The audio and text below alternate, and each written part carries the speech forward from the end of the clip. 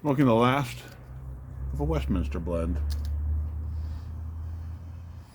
GLPs.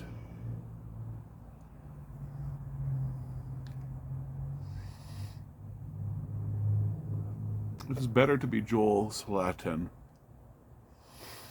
than Wendell Berry and Byrne.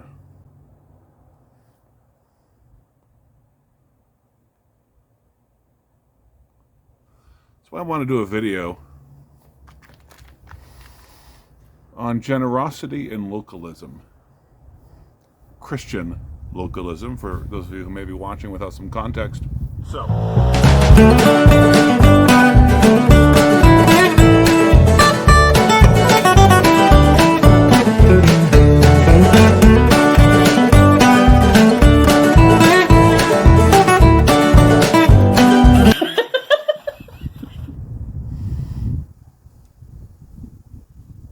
Towards the end of the video, I want to answer a question. Is Christian localism parochialism? And yeah, we'll have some fun with word play. So there's a growing emphasis among some Christians on local effective work and on focusing one's efforts on local building and local change.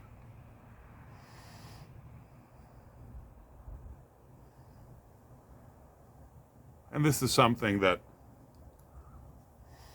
I think been building in various walks of life, in various Christian traditions, and that the recent troubles have sort of given a little vim, a little oomph to.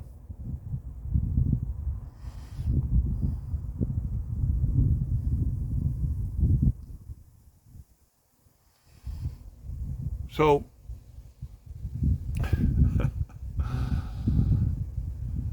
the Christian church,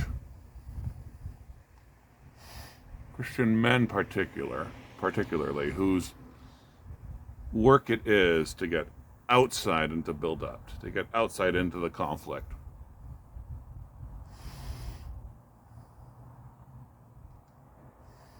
are committing the sin of Onan.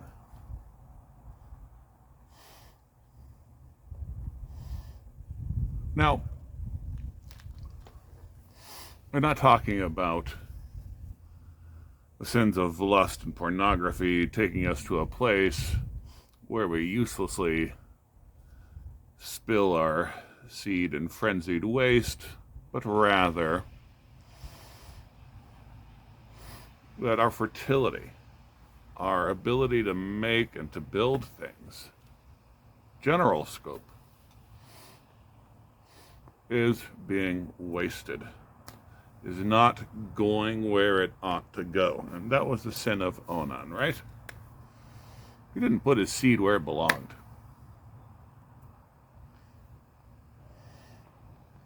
I think localism is an attempt to redress that. Now, as with anything life building, as with anything gospel,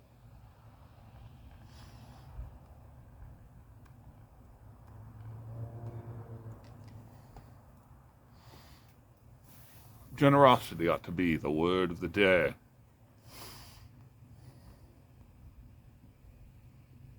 And what I mean by that is, well, let's go back to thinking about man seed. You know, this is the second video in a row in which you've all had to think concretely of man seed. And the last one got a crudeness warning. Go ahead and put in the comments below whatever jibes you'd like to around that. Generosity. Fertility, fecundity, potency, and receptivity. This is the recipe for bounty, for more and more. Buxomness, bounciness, Beautiful bouncing babies.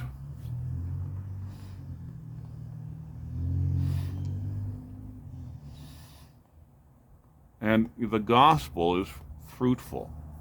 Now, localism wants us to sort of focus our fruitfulness, which is wonderful, so that more may redound, and that's desirable. One of the reasons we are infertile is that we live in this gray area and this no man's land. If we think about the gospel covering the earth as the waters cover the sea,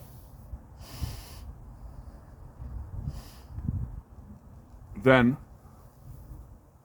that's one thing, right? And thinking that way, we do things like Boniface or Jim Elliot did in all their wild, faithful craziness. But we also think about, so we think about the nations, but we think about the nation, and the nation we're a part of, or the nation we go to. And we think about how Thor's tree that Boniface cut down was in a place, and part of a particular festival. And he showed up there on a given day and talked to specific people and changed the world. There's an awkward vein, if you'll allow me to use the word in an old-fashioned sense. There's an awkward vanity, a vein in between those two, an empty hole that is difficult to span, right? We can picture Jesus as king of the world, king of the cosmos. And we can see Jesus working in our lives and the kingdom being built in our home and our church. But what about that enormous gray area in between? And modern life wants us only to live in those gray areas. The world, the flesh of the devil, do not want you to live anywhere that's meaningful, right? And those two poles I sort of laid out are what give your life meaning.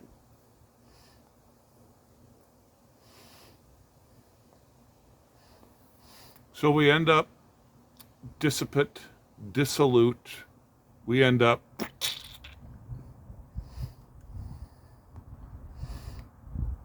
and we spill our seed hither and thither and get nothing done.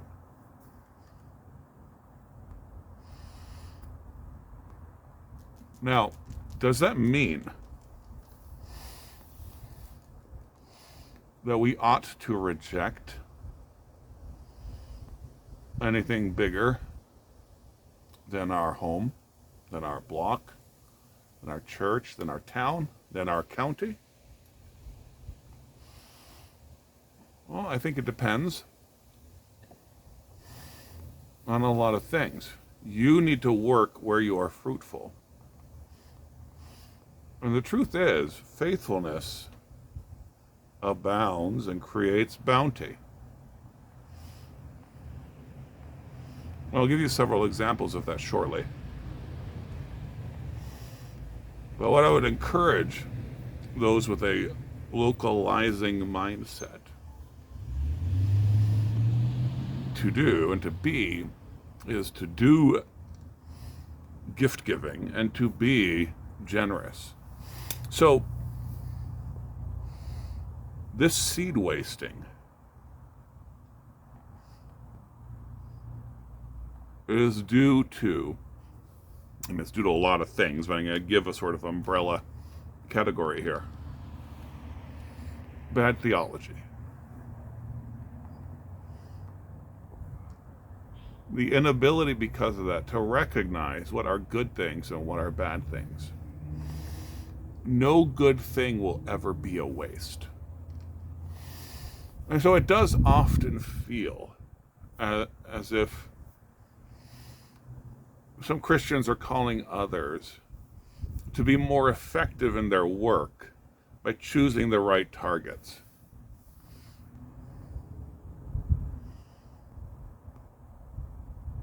But I would say that choosing local targets, right? Local projects, local things to do, feasible, that's the word I wanted. And feasibility is never the issue.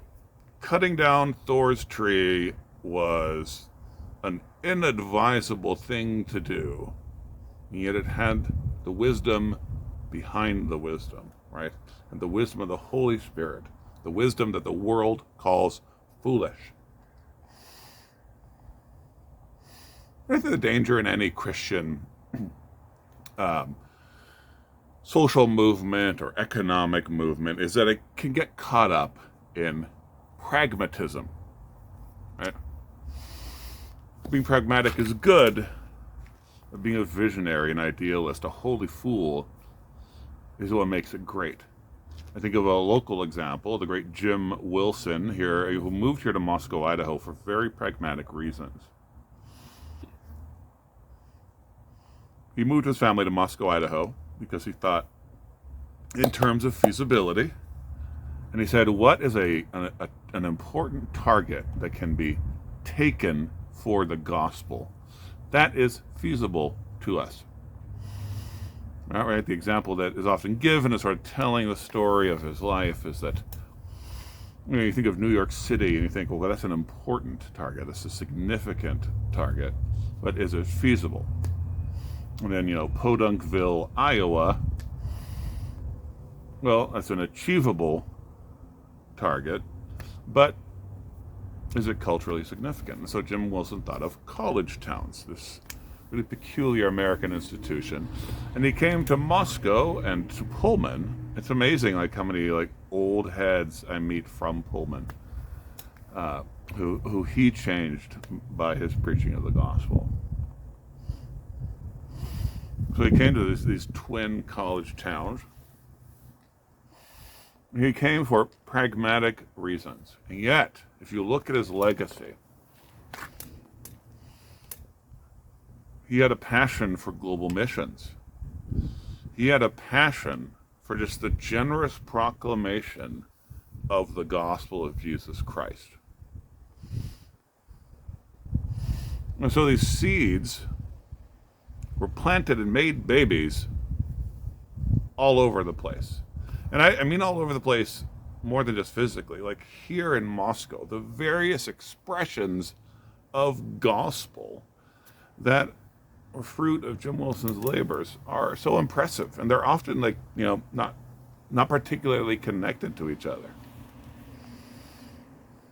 Like I said, there's a generation of baby boomers that was blessed by him and really don't have anything to do with Christ Church, and yet they continue a ministry that blesses a lot of locals.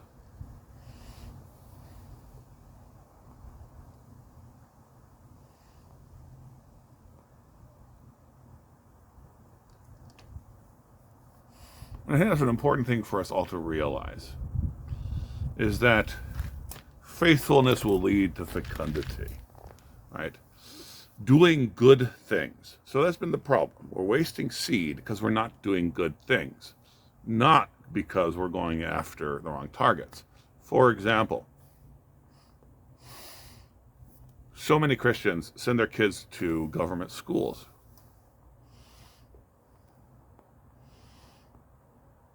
And they get eaten up by the system. We say, well, this is not a feasible target.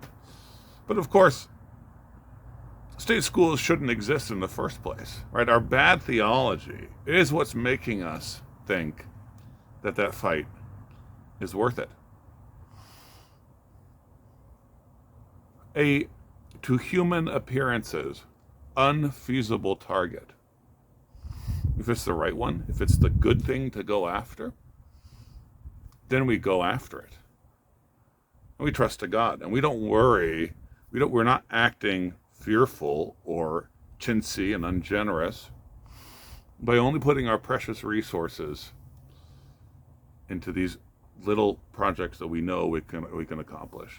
We don't do anything but by God's grace, and the walls of Jericho come down. So there is no project too great, no mountain too great to be moved. And for those who wish to be poetic and spend their life's work on something too enormous for our minds, something of a scope so magnificent that we think how impractical, those people are always fruitful anyway. Haven't you noticed that? The fruit just like pops off of them everywhere and feeds others as they're striving toward this grand, magnificent thing. And we certainly don't want to be insular. If we're insular and we keep all the fruit for ourselves, or we stockpile the fruit, well, that's going to lead to rot. We have to be generous. We have to give away. We have to be, by worldly appearances, foolish. We don't worry. That sort of attitude is what actually leads to true fruitfulness, true building. Another example of that, there are classical education, classical Christian education, and homeschooling are exploding all over the world. Russia's enormous, South Africa's enormous, Brazil's enormous. And of course, I have my connections with Brazil. Many schools have been built, and schools are being built right now off of the legacy of Christians here in the United States, many of them in this very town.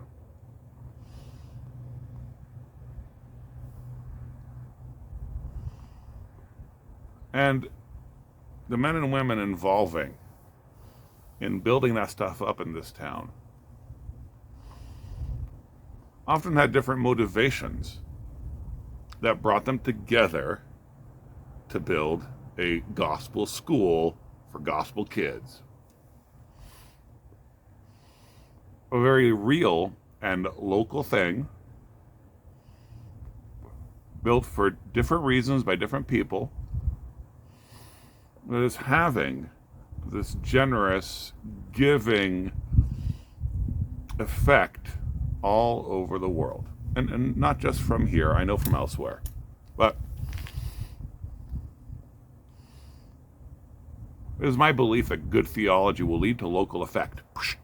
And that local effect will bridge the vein, bridge the emptiness between where we are, what we look around, what we see, the people we know, and Christ as King of the world.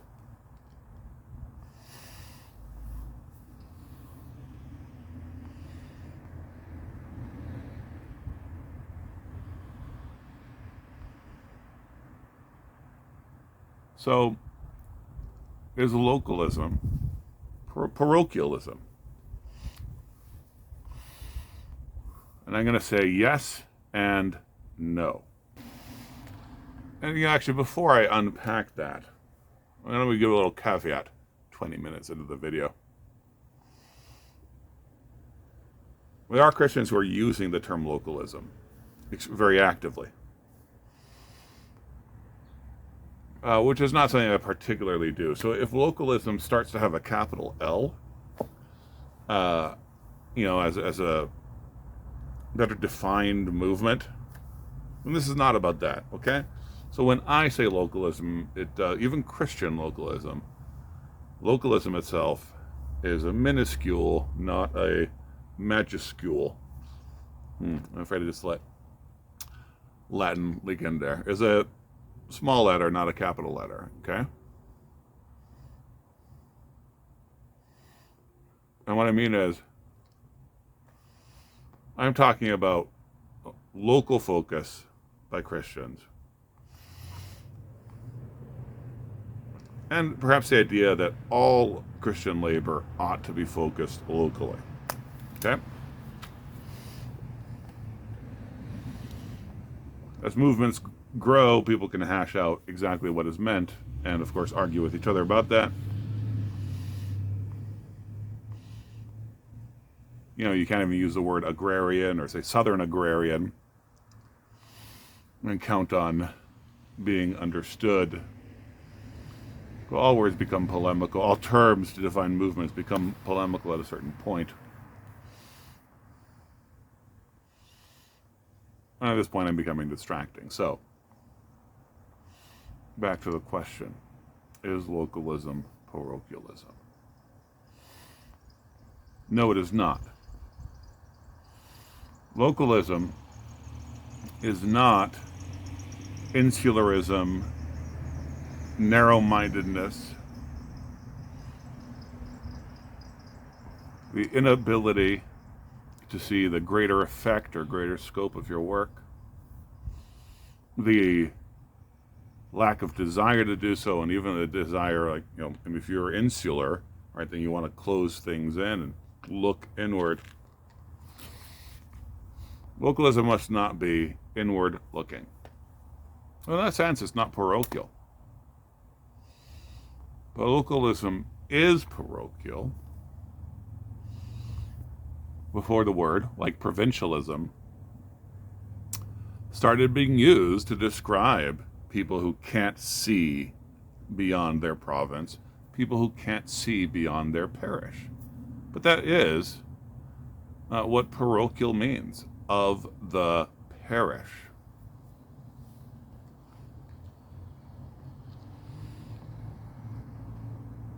Christian localism is for the parish. It's for the church. It's for your neighbor. And is therefore generous. So I think as the movement continues to grow, it's very important. The ideas of exclusivity be shut down, and rather the focus be on right theology, on the true, good, and the beautiful. It is evil to send your kids to government schools. It is true, good, and beautiful to go to some remote place and make a Bible translation.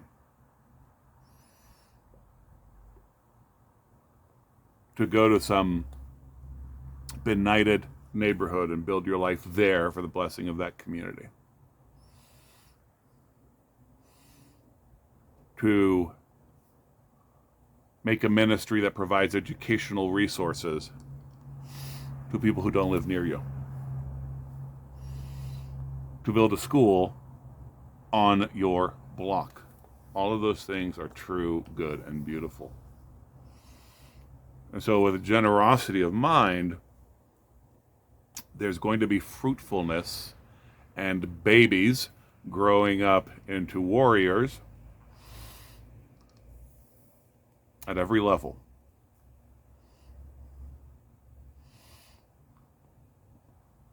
God doesn't need us, but God uses us.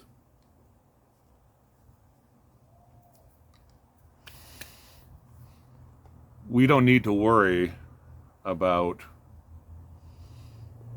taking Latah County before we can take Idaho, and taking Idaho before we can take the U.S., etc.